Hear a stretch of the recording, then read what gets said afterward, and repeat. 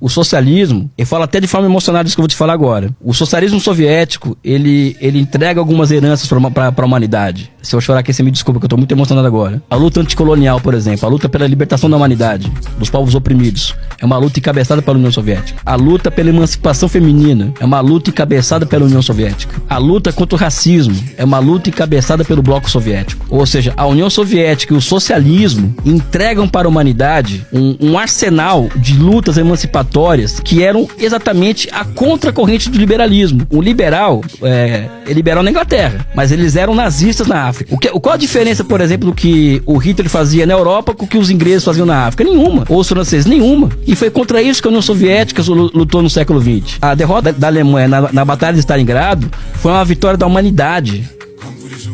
Entendeu? Ou seja, nós provamos que historicamente, que a história demonstra que as experiências socialistas, as que existem, as que existiram, elas colocaram no centro da pauta a luta anticolonial, a luta antirracista, a luta pela emancipação feminista. Ou seja, não é à toa, por exemplo, que todo o movimento negro americano, ele foi exterminado por ser comunista. Porque o olhar deles era para a União Soviética, era para a China, Panteras Negras, etc, sabe?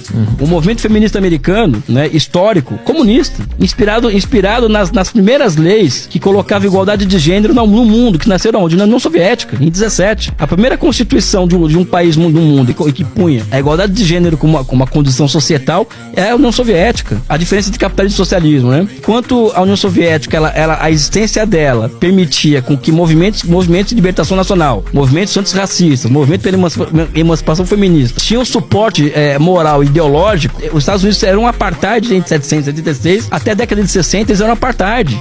Tinha lugares dos Estados Unidos que as pessoas não podiam sentar uma ao lado da outra, se era branco ou era negro. Ou seja, qual que é o movimento político que de fato traz e coloca no centro o ser humano na história? É o movimento comunista. Qual o movimento emancipatório dos últimos 150 anos que os liberais entregaram para a humanidade? E qual o movimento emancipatório que nos últimos 150 anos que os comunistas entregaram para a humanidade? Eu faço esse desafio. Desculpa a minha emoção.